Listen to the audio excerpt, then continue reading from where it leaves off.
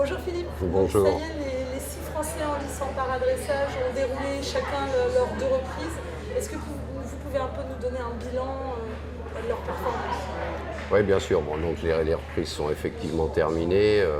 C'est l'heure du bilan, puisque malheureusement nous n'avons qu'une seule cavalière de qualifiée demain pour les reprises libres en musique. Donc effectivement, il est temps de faire un bilan. Bilan qui, ça va de soi, n'est pas franchement positif. Bien que malgré tout ce qu'on ait pu dire auparavant, on s'y attendait un petit peu. Pourquoi? Parce que c'est une équipe très jeune, très très jeune. À savoir que la plupart des couples, autant les cavaliers ont du métier, la plupart des cavaliers ont beaucoup de métiers. Les chevaux de leur côté, pour certains, ont beaucoup de métiers aussi, mais la communion des deux s'est faite sur un temps beaucoup trop court. Nathalie Bizet, 3 mois, monter le cheval, Samuel Cattel, 3 mois, Vladimir, 10 mois, Thibaut, 5 mois, voilà. C'est donc, ça aurait pu marcher, ça n'a pas marché. Effectivement, le bilan est qu'il faut travailler, il faut que ces couples se fassent ensemble et puissent progresser progressivement pour aller vers la performance. D'ailleurs, la seule qualifiée pour la RLM, Anne-Frédérique Royon avec J'adore, en grade 1B, Un B, effectivement. est-elle un couple déjà plus ancien, puisqu'ils Voilà. étaient à Hurling l'an passé Peu. au championnat d'Europe. Alors, effectivement, plus ancien, bien que peu ancien, puisqu'elle n'a qu'un an et demi de travail sur la jument, mais elle a déjà vécu un gros championnat avec cette jument. Il y a eu tout un travail d'hiver d'effectuer dessus, un travail assez impressionnant d'ailleurs, et effectivement, ça paye ici. Donc on s'aperçoit bien qu'il nous manque encore quelques mois de travail, de routine et de présence des couples. Là, les Français ont été notés entre 65 et 69%. Les meilleurs sont à 74-77%. Sur quoi ils doivent surtout progresser, outre la complicité, le couple? Après, on a sur chaque cavalier des critères un petit peu différents, des choses à leur apporter un petit peu différentes. Là, Thibaut, c'est cette recherche d'activité, cette recherche de stabilité. Après, sur certains chevaux, c'est un peu de stabilité. Sur d'autres, c'est du confort dans la locomotion. Sur d'autres, ça va être des précisions dans les figures, des précisions techniques. Donc chacun un petit peu, on a relevé chez chacun un petit programme qu'il va falloir mettre en place pour la saison prochaine. Et justement, la difficulté de conserver les couples, parce qu'a priori, parmi ces jeunes couples, il y en a qui ne sont même pas sûrs de poursuivre très longtemps après les Jeux mondiaux. Comment on pourrait C'est justement, on est en train d'en tirer ce bilan-là.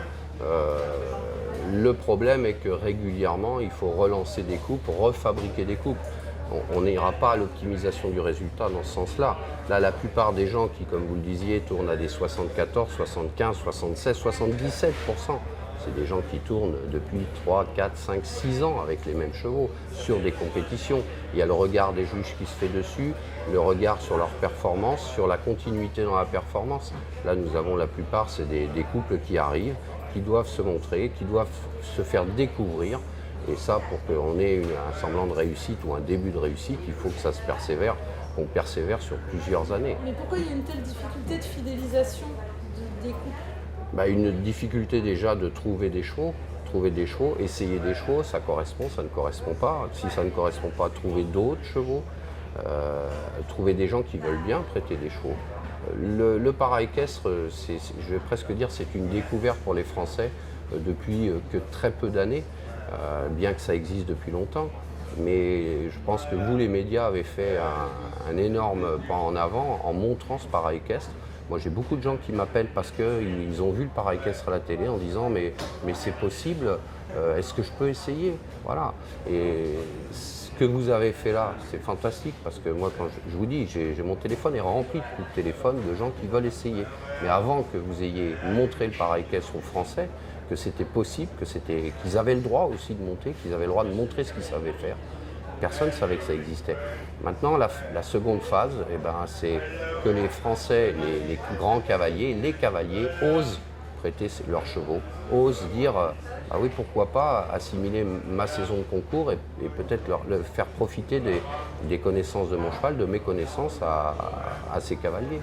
Parce que les Anglais, notamment, eux, c'est une institution depuis des Mais années. les Anglais ont une école de para-équestre et c'est quelque chose qui est établi depuis très longtemps déjà. Et c'est quelque chose qui fonctionne, la preuve. Quel est l'objectif demain pour Anne-Frédérique Royon sur la RLM?